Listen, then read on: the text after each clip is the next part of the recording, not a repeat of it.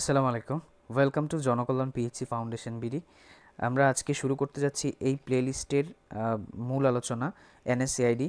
আমরা ভিডিওর এই অংশে কভার করার চেষ্টা করব হোয়াট ইজ এনএসএআইডি, এনএসএআইডি কী, হোয়াট ইজ ইনফ্লামেশন, ইনফ্লামেশন কী যার বিরুদ্ধে এনএসএআইডি ওষুধগুলো কাজ করে। তারপর আমরা দেখব ডিফারেন্সেস বিটুইন ইনফ্লামেশন এবং ইনফেকশন। ইনফ্লামেশন এবং ইনফেকশনের ভিতরে যে বেসিক পার্থক্য রয়েছে সেটা আমরা দেখার চেষ্টা করব। দেন আমরা এই ভিডিও থেকে জানবো মেকানিজম অফ এনএসএআইডি। এনএসএআইডি আমাদের শরীরে প্রবেশ করানোর পর বা আমরা যখন এনএসএআইডি জাতীয় ওষুধগুলো সেবন করি তখন আমাদের শরীরে ঠিক কীভাবে আমাদের শরীর থেকে ব্যথা এবং জ্বরের অনুভূতি কমিয়ে দেয়, তার মানে মোড অফ অ্যাকশন বা মেকানিজম অফ এনএসএআইডি ওষুধগুলো আমরা এই ভিডিওতে দেখব। এখান থেকে আমরা এটাও দেখব যে কিভাবে আমাদের শরীরে পেইন এবং ফিভারের সেন্সেশন হয়, কিভাবে আমরা পেইন এবং ফিভার অনুভব করি এবং কখন করি, এই প্রক্রিয়াটা মেকানিজমটা আমরা এখান থেকে দেখব। তারপর আমরা দেখব যে এনএসএআইডি ওষুধগুলো কিভাবে আমাদের গ্যাস্ট্রিক আলসারেশন করতেছে, কেন করতেছে, এবং এই গ্যাস্ট্রিক আলসারেশন বা পেটের ভিতর যে ঘা বা ক্ষত সেটা কিভাবে আমরা প্রিভেন্ট করতে পারি, এবং কেন এই এনএসএআইডি জাতীয় ওষুধগুলোর সাথে আমরা সচরাচর অ্যান্টি আলসারেন্ট বা গ্যাস্ট্রিকের ওষুধ দিয়ে থাকি। তো এই বিষয়গুলো নিয়ে আমরা এই ভিডিওতে কথা বলবো। তো চলে যাই মূল আলোচনা, হোয়াট ইজ এনএসএআইডি। এনএসএআইডি হচ্ছে একটা শর্ট ফর্ম যার ফুল অ্যাব্রিভিয়েশন হচ্ছে non steroidal anti inflammatory drugs. Non steroidal মানে হচ্ছে এগুলো স্টেরয়েডবিহীন অ্যান্টি ইনফ্লামেটরি ড্রাগস। অ্যান্টি মানে হচ্ছে অ্যাগেইনস্ট, তো অ্যাগেনস্ট মানে হচ্ছে বিরুদ্ধে, হ্যাঁ। ইনফ্লামেশন মানে প্রদাহের বিরুদ্ধে যে ওষুধগুলো কাজ করে সেগুলোকেই বলা হচ্ছে এনএসএআইডি, কিন্তু এগুলো স্টেরয়েডবিহীন, এগুলোতে স্টেরয়েড নেই। তো এখানে যেহেতু স্টেরয়েডবিহীন শব্দটা আসছে, এখন স্টেরয়েড কি এটা সম্পর্কে একটু জেনে রাখা ভালো, তাই স্টেরয়েড সম্পর্কে একটু শর্টলি বলে দেই। স্টেরয়েড হচ্ছে একটা হরমোন যেটা আমাদের হিউম্যান বডিতে নর্মালিও থাকে। এটা আমাদের বিভিন্ন ধরনের গ্ল্যান্ডস থেকে উৎপন্ন হয়, যেমন কিডনির উপরে অ্যাড্রেনাল কর্টেক্স নামে একটা গ্ল্যান্ড আছে, সেখান থেকে স্টেরয়েড উৎপন্ন হয়। তারপর পুরুষের টেস্টিস থেকে স্টেরয়েড হরমোন উৎপন্ন হয়, মহিলাদের ওভারি থেকে স্টেরয়েড হরমোন উৎপন্ন হয়, এবং গর্ভবতী মা যারা আছে তাদের প্লাসেন্টা থেকে স্টেরয়েড হরমোন উৎপন্ন হয়। তো এই স্টেরয়েড হরমোনের কাজ কি? স্টেরয়েড হরমোনের কাজ হচ্ছে যে বিভিন্ন ধরনের ইনফ্লামেশনের ফলে যে ইনফ্লামেটরি কেমিক্যালসগুলো রিলিজ হয়, সিক্রেশন হয়, সেই ইনফ্লামেটরি কেমিক্যালসগুলোকে ডিক্রিজ করা, কমিয়ে দেওয়া, এবং পাশাপাশি যে এই ইনফ্লামেশনের অ্যাগেনস্টে যে আমাদের বডির ইমিউন সিস্টেম যে রেসপন্সটা করে, আমাদের বডির যে ইমিউন রেসপন্স অ্যাগেনস্ট ইনফ্লামেশন, সেই ইমিউন রেসপন্সটাকেও রিডাকশন করে, কমিয়ে দেয়। তো এনএসএআইডিগুলো এইভাবে আমাদের এইভাবে স্টেরয়েড কাজ করে। তো এনএসএআইডিগুলো ঠিক একই কাজ করে, কিন্তু এগুলো স্টেরয়েড ছাড়া, স্টেরয়েডের মতো করেই কাজ করে, কিন্তু এগুলো স্টেরয়েডবিহীন। তো এই গেল এনএসআইডি সম্পর্কে। তারপর আমরা জানবো ইনফ্লামেশন, হোয়াট ইজ ইনফ্লামেশন। যেহেতু এনএসআইডিগুলো ইনফ্লামেশনের বিরুদ্ধে কাজ করে, এখন আমাদের এটা জানা গুরুত্বপূর্ণ যে ইনফ্লামেশনটা কী। Inflammation is the response of body. Inflammation একটা বডির রেসপন্স, এটা কোনো ইনফেকশন না। ইনফ্লামেশন হচ্ছে এটা একটা বডির একটা ইমিউন রেসপন্স, কিসের বিরুদ্ধে? অ্যাগেনস্ট এক্সটার্নাল স্টিমুলাস, মানে বাহ্যিক যে উদ্দীপনা রয়েছে সেই বাহ্যিক উদ্দীপনার বিরুদ্ধে বডির যে রেসপন্স সেটাকেই বলা হচ্ছে ইনফ্লামেশন।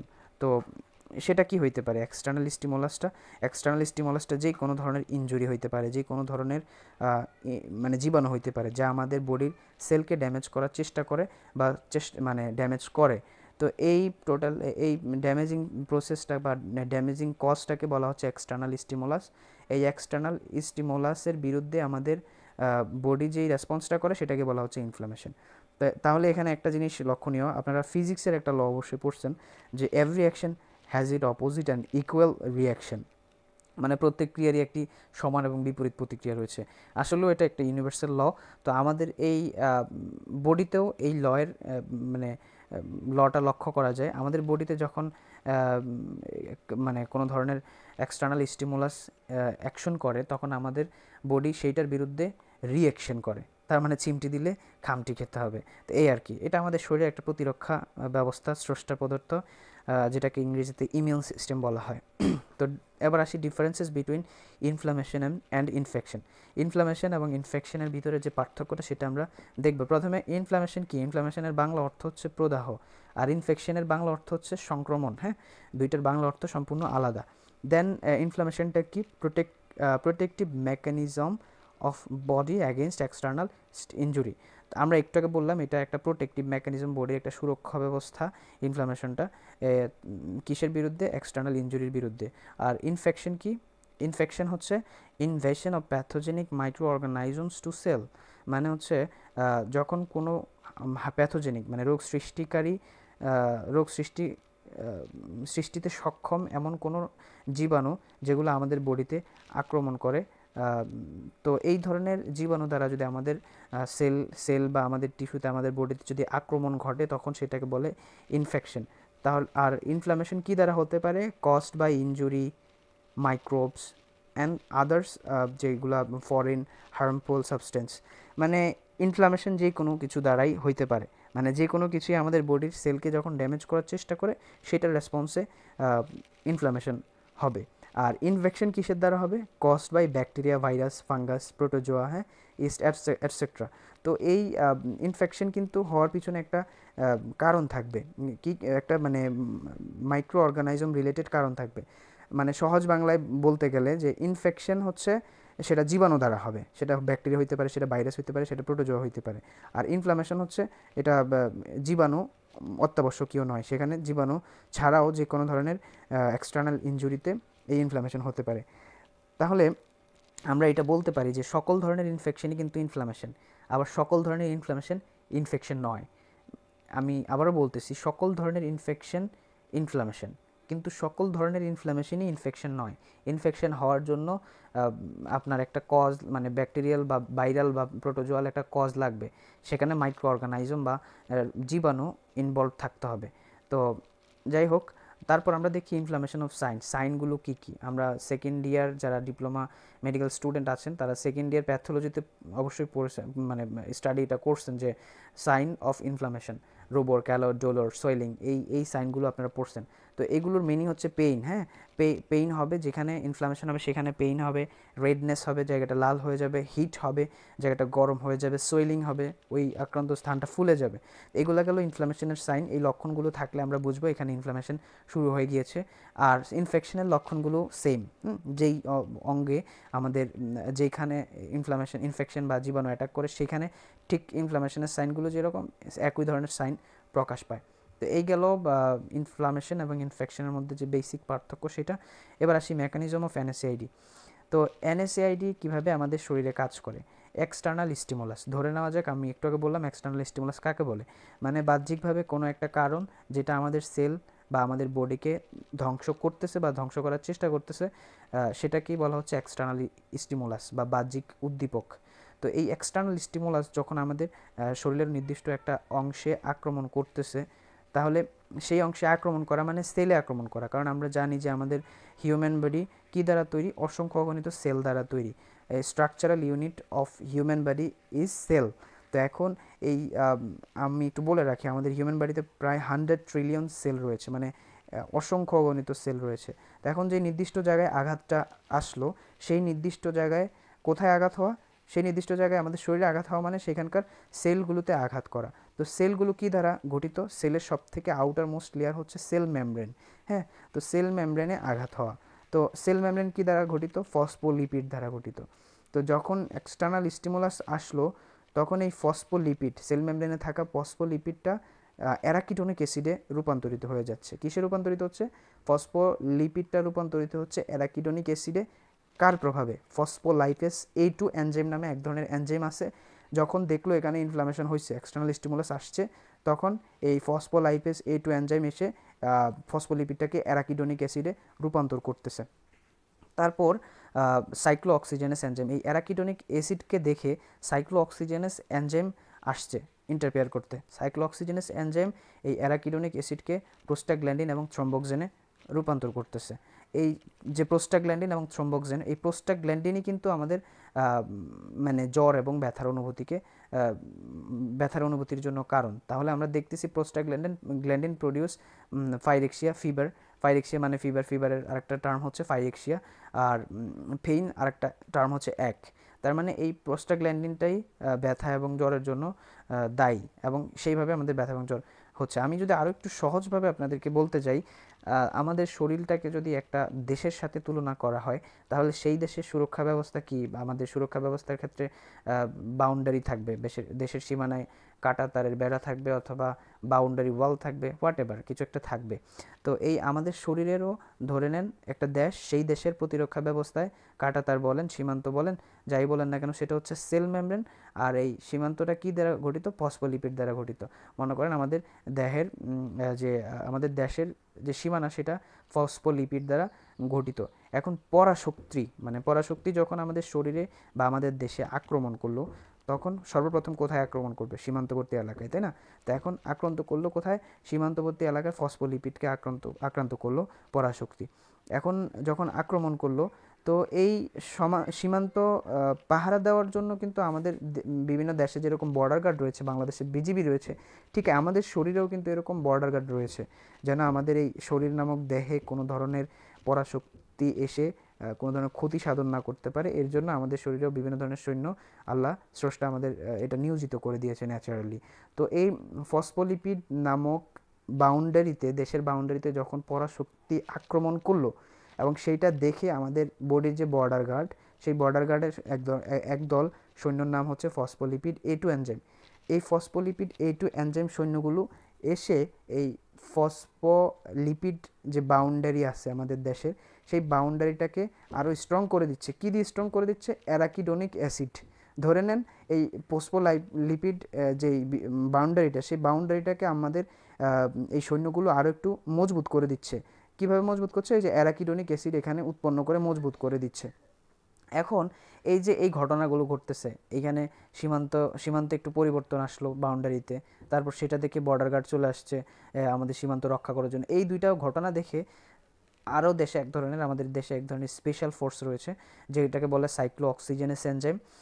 এই স্পেশাল সৈন্যগুলো এসে আবার এখানে ইন্টারফেয়ার করে। এই অ্যারাকিডোনিক অ্যাসিডটাকে তারা প্রোস্টাগ্ল্যান্ডিন এবং থ্রোম্বোক্সেনে পরিণত করে। এই অ্যারাকিডোনিক অ্যাসিডকে কিসে পরিণত করতেছে? প্রোস্টাগ্ল্যান্ডিন এবং থ্রোম্বোক্সেন। এই প্রোস্টাগ্ল্যান্ডিনটাই আমাদের জ্বর এবং ব্যথার অনুভূতি জাগাচ্ছে। আর থ্রোম্বোক্সেন হচ্ছে এটা একটা মানে ক্লটিং ফ্যাক্টর, আমাদের প্ল্যাটিলেটে এই থ্রোম্বোক্সেন থাকে, যেটা রক্ত জমাট বাঁধতে সাহায্য করে। তাহলে ইনফ্লামেশনের প্রভাবে আমাদের শরীরে এইভাবেই কিন্তু প্রোস্টাগ্ল্যান্ডিন এবং থ্রোম্বোক্সেন উৎপন্ন হইতেছে, জ্বর এবং ব্যথার অনুভব হইতেছে। তো এখন এনএসএআইডিগুলো করে কি? এনএসএআইডি ব্লক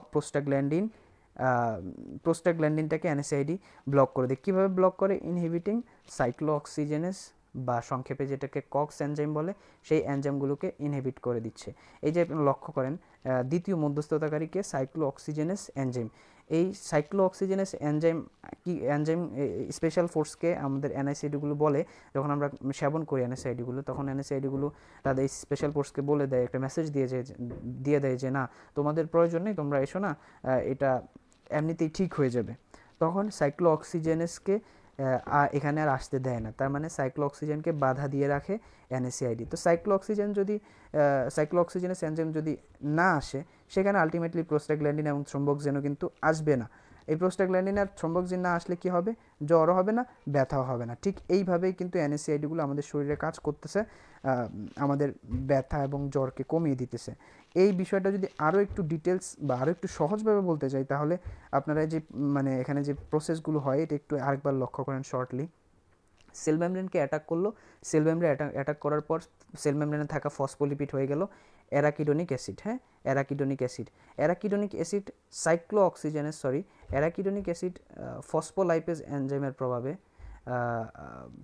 অ্যারাকিডোনিক অ্যাসিড কিসের প্রভাবে? সাইক্লো অক্সিজেনেস এনজাইমের প্রভাবে। প্রথমে তো ফসফোলাইপেজ এনজাইমের প্রভাবে হইল অ্যারাকিডোনিক অ্যাসিড। তো এই অ্যারাকিডোনিক অ্যাসিডটা আবার সাইক্লো অক্সিজেনেস এনজাইমের প্রভাবে হয়ে যাচ্ছে প্রোস্টাগ্ল্যান্ডিন H2, মানে সাইক্লো অক্সিজেনেস এনজাইমের প্রভাবে অ্যারাকিডোনিক অ্যাসিডটা কনভার্ট হয়ে যাচ্ছে প্রোস্টাগ্ল্যান্ডিন H2-তে।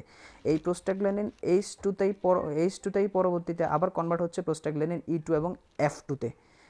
E2 এবং F2 এক অ্যান্ড ফিভার। তো E2 এবং F2-তে কনভার্ট হওয়ার পরে এগুলো কি করে? Binds with specific prostaglandin receptor.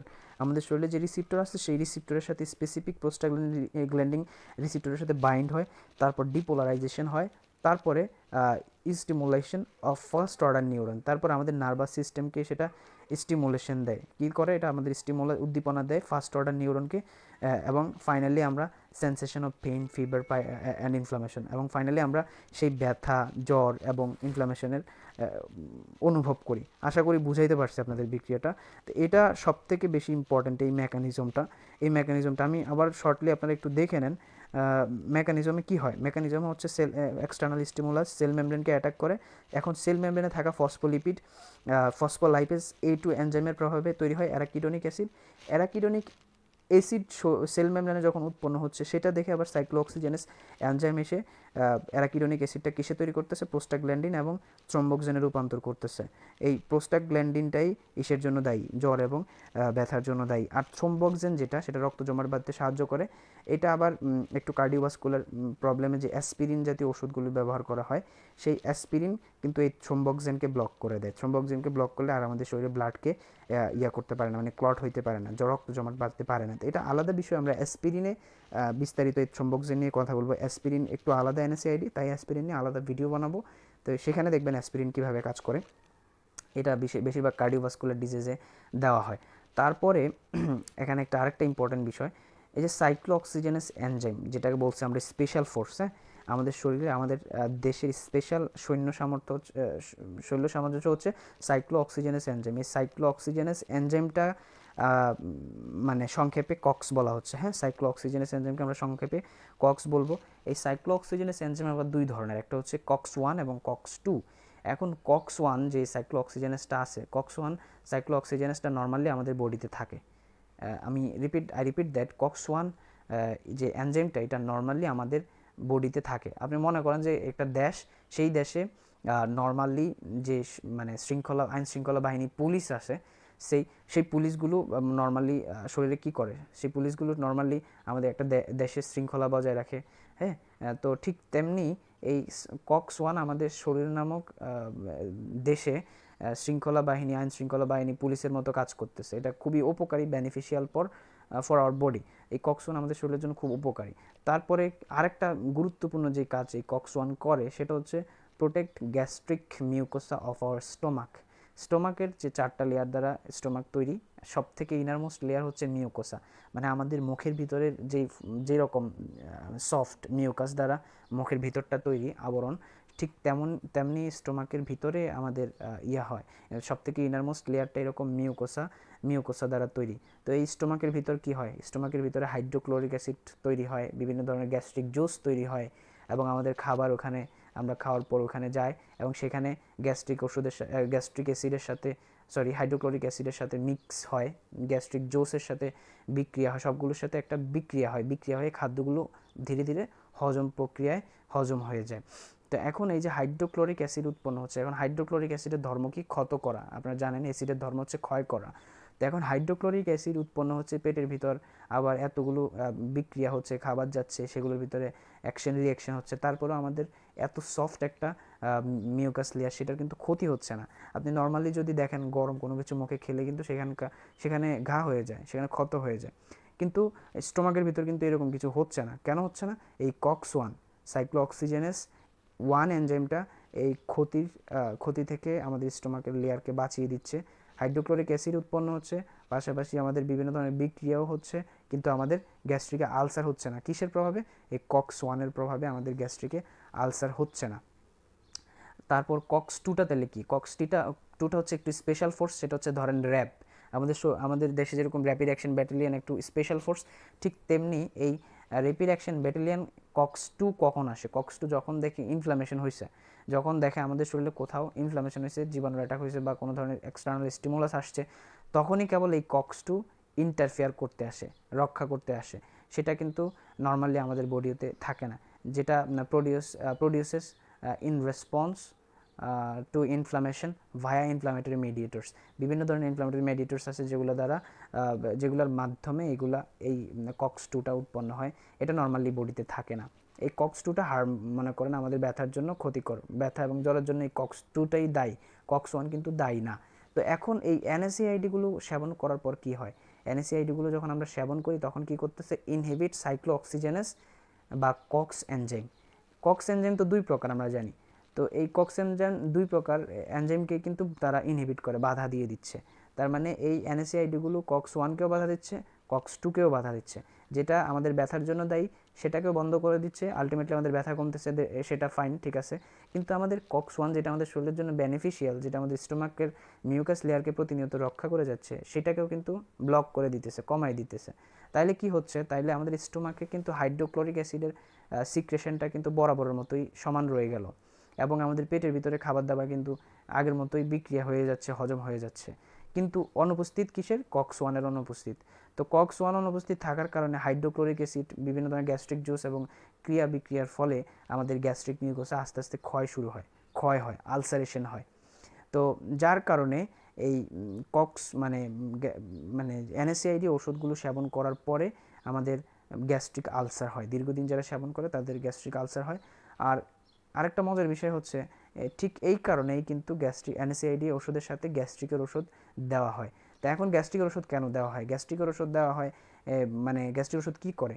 Gastric ওষুধ যেগুলো পিপিআই, H2 রিসেপ্টর ব্লকার, এই দুইটাই কিন্তু আমাদের হাইড্রোক্লোরিক অ্যাসিডের যে সিক্রেশন বা এইটা সিক্রেশনটাকে কি করে? কমিয়ে দেয়।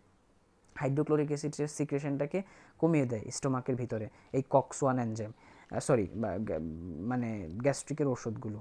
তো এই গ্যাস্ট্রিকের ওষুধগুলো যেহেতু হাইড্রোক্লোরিক অ্যাসিডের উৎপাদনকে কমিয়ে দিচ্ছে, আবার ব্যথার ওষুধ খাওয়ার কারণে আমাদের স্টোমাকের রক্ষা করার জন্য যে এনজাইমটা কক্স 1 সেটাও কমে গেল। তাহলে কি দাঁড়াচ্ছে? মানে হাইড্রোক্লোরিক অ্যাসিডও কম, কক্সও কম। তাহলে কিন্তু আর আমাদের মানে স্টোমাকে আলসার হচ্ছে না। যে আলসার হওয়ার জন্য দায়ী যেটা, সেটা হচ্ছে অ্যাসিড। তো অ্যাসিডটাকে যদি আমরা ব্লক করে দিই গ্যাস্ট্রিকের ওষুধ দ্বারা, তাহলে কিন্তু আর আমাদের স্টোমাকে আলসার হচ্ছে না, আলসার হবে না। তো এখন এর জন্যই কিন্তু এনএসএআইডি ওষুধের সাথে গ্যাস্ট্রিকের ওষুধ সচরাচর বা অ্যান্টি আলসারেন্ট যেটাকে বলা হয়, সেই অ্যান্টি আলসারেন্ট বা অ্যান্টাসিড জাতীয় ওষুধগুলো সেবন করতে বলা হয়ে থাকে, যেন এনএসএআইডি সেবন করার কারণে পার্শ্ব প্রতিক্রিয়া যেটা আছে গ্যাস্ট্রিক আলসার, সেই গ্যাস্ট্রিক আলসারেশন না হয়। তো আরেকটা মজার বিষয় হচ্ছে যে এনএসএআইডি সবগুলো ওষুধ কিন্তু আপনার মানে কক্স 1 এবং কক্স 2 দুইটাকেই ব্লক করে দেয় না। এনএসএআইডি সব ধরনের ওষুধ কিন্তু কক্স 1 এবং কক্স 2কে ব্লক করে না। এনএসএআইডির ক্লাসিফিকেশন আমরা সেটা দেখব নেক্সট পার্টে।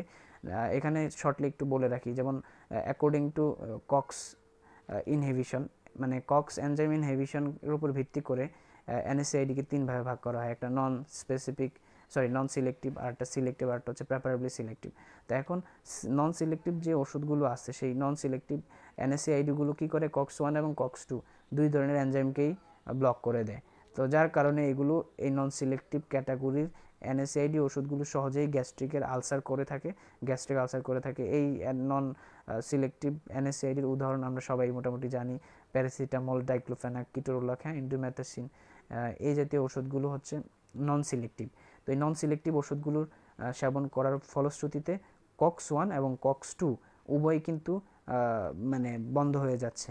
উভয় বন্ধ হওয়ার কারণে ব্যথা কমতেছে ঠিকই, কিন্তু পাশাপাশি কিন্তু ওই যে হাইড্রোক্লোরিক অ্যাসিডের কারণে স্টোমাকে আলসারেশনও হচ্ছে, হ্যাঁ, গ্যাস্ট্রিক আলসারেশনও হচ্ছে। তো যার কারণে এই নন সিলেক্টিভ টাইপের এনএসএআইডিগুলোর সাথে মাস্ট বি অ্যান্টি আলসারেন্ট ওষুধ দিতে হবে, না হলে গ্যাস্ট্রিক আলসারেশন হইতে পারে, ইন্টেস্টাইনাল পারপোরেশন হইতে পারে, মানে ইন্টেস্টাইন ছিদ্র হয়ে যেতে পারে, বা ইন্টেস্টাইনাল ব্লিডিং হইতে পারে। তো এর কারণে কিন্তু মূলত নন সিলেক্টিভ এনএসএআইডিগুলোর সাথে অ্যান্টি আলসারেন্ট ওষুধ দেওয়া হয়। আরেকটা হচ্ছে সিলেক্টিভ এনএসএআইডি। এই সিলেক্টিভ এনএসএআইডিগুলো সব থেকে safe, non steroidal anti inflammatory বা এনএসএআইডি ঔষধের ভিতরে যে সিলেক্টিভ ওষুধগুলো সব থেকে বেশি সেফ, এই ওষুধগুলো মোটামুটি কিডনির পেশেন্ট যারা আছে তারাও সেবন করতে পারে, পাশাপাশি যারা গ্যাস্ট্রিক আলসারের পেশেন্ট আছে তারাও সেবন করতে পারে। এগুলো ইনহিবিট জাস্ট কক্স 2, ওই যেই কারণে ব্যথা হচ্ছে, এই ব্যথার কারণে আমাদের সাইক্লোঅক্সিজেনেস 2 এনজাইম আসতেছে, শুধুমাত্র ওই এনজাইমটাকে ব্লক করে দিতেছে, আর কক্স 1 কিন্তু ঠিকই থাকতেছে, যার কারণে গ্যাস্ট্রিক আলসারেশন হচ্ছে না। তো এই সিলেক্টিভ এনএসএআইডিগুলোর উদাহরণ হিসেবে ইটোরিকক্সিব, সিলিকক্সিব, রফিকক্সিব এই জাতীয় ওষুধগুলো, যেগুলো বিভিন্ন ধরনের ক্রনিক পেইন, যেমন অস্টিওআর্থ্রাইটিস, রিউমাটয়েড আর্থ্রাইটিস, বোন রিলেটেড পেইনে দীর্ঘদিন ব্যবহার করতে দেওয়া হয়। তারপরেও একটা চিকিৎসকের পরামর্শ অনুযায়ী প্রপার ম্যানেজমেন্টের ভিতরে থাকতে হবে, নতুবা কিন্তু গ্যাস্ট্রিক আলসারেশন হতে পারে, রেনাল ডিফিকাল্টিস হতে পারে। তারপর প্রেফারেবলি সিলেক্টিভ এনএসএআইডিগুলো কি, সেগুলো বেশিরভাগই আপনার কক্স-2 মানে যেটা খারাপ আমাদের ব্যথার জন্য যেই এনজাইমটা দায়ী সেই এনজাইমটাকে ব্লক করে, কিন্তু আংশিকভাবে কক্স-1 মানে যেটা আমাদের স্টোমাকের গ্যাস্ট্রিক আলসারেশনের যে গ্যাস্ট্রিক মিউকাসকে প্রোটেক্ট করতেছে যে এনজাইমটা, সেটাও খানিকটা করে, অল্প পরিমাণে সেটাকেও ব্লক করে। আর মেজরিটি হচ্ছে করে আপনার কক্স-2 যেটা harmful and responsible for pain, সেটাকে ইনহিবিট করে। তো সেটার উদাহরণ হিসেবে আমরা পাইরোক্সিক্যামকে বলতে পারি। পাইরোক্সিক্যাম এই জাতীয় ওষুধ, তো এইটা মোটামুটি সেফ। তো তাইলে সবথেকে সেফেস্ট এনএসএআইডি হচ্ছে মানে সিলেক্টিভ এনএসএআইডি। তারপর এরপরে মানে মোটামুটি সেফার হচ্ছে প্রেফারেবলি সিলেক্টিভ। তারপরে সবথেকে আনসেফ হচ্ছে নন সিলেক্টিভ। তারপরেও আমরা নন সিলেক্টিভই ব্যবহার করতে হয়, সাথে অ্যান্টি আলসারেন্ট দিতে হয়, অথবা কোনো কোনো ক্ষেত্রে অ্যান্টাসিডও দিতে হয়। এইটা নিয়ে আমরা ফার্দার বিস্তারিত কথা বলবো। আশা করি আপনারা বুঝতে পারছেন। একটু জটিল হয়ে যাচ্ছে কিনা আমি জানি না। তো আমরা দেখলাম এনএসএআইডি কি, ইনফ্লামেশন কি, ডিফারেন্সেস বিটুইন এনএসএআইডি এবং ইনফ্লামেশন এবং ইনফেকশন। তো এইখানে মেকানিজমটা আপনারা আশা করি বুঝতেছেন, আশা করি বুঝছেন কীভাবে আমাদের এনএসএআইডি শরীরে ব্যথা কমাচ্ছে এবং কিভাবে আমাদের শরীরে আমরা জ্বর এবং ব্যথার অনুভবটা করি, এবং কেন গ্যাস্ট্রিকের ওষুধ সেবন করা হয় এনএসএআইডি জাতীয় ওষুধগুলোর সাথে, এবং যেন গ্যাস্ট্রিক আলসারেশন না হয়। এগুলো নিয়ে আমরা আলাদা আলাদা করে আরও ভিডিও বানাবো। তো এই ভিডিওর মূল ফোকাসের যে বিষয়টা সেটা হচ্ছে মেকানিজম অফ এনএসএআইডি। এই মেকানিজমটা আপনাকে জানতে হবে। এটা যদি জানেন তাহলে আপনি এনএসএআইডির অ্যাবিউজ করতে পারবেন না। ফার্মাসিস্ট বলেন, আপনি যেই বলেন না কেন, পল্লী চিকিৎসক বলেন, আপনার কাছে যদি এসে কেউ বলে যে ভাই আমাকে পাওয়ারফুল একটা ব্যথার ওষুধ দেন, আপনি চাইলেও কিন্তু আর ওই অতিমাত্রায় ডাইক্লোফেন, অতিমাত্রায় কিটোরোলাক দিয়ে দিতে পারেন না উইদাউট অ্যান্টি আলসারেন্ট বা কোনো কিছু বিবেচনা না করেই। তো এই মেকানিজমটা যদি আপনি জানেন তাহলে আপনার দ্বারা এনএসএআইডি রিলেটেড অ্যাবিউজ কখনোই হবে না আশা করছি। তো থ্যাঙ্কস ফর ওয়াচিং। আমরা ধারাবাহিকভাবে মেডিকেল সায়েন্সের প্রতিটি টপিকস আপনাদের সামনে সহজভাবে তুলে ধরার চেষ্টা করব। তাই Janakalyan PHC foundation BD YouTube চ্যানেলটি সাবস্ক্রাইব করে আমাদের পাশেই থাকুন এবং সকল নতুন ভিডিও আপডেটস নোটিফিকেশন পেতে পাশে থাকা বেল আইকনটি অল করে দিন। Thanks for watching this video.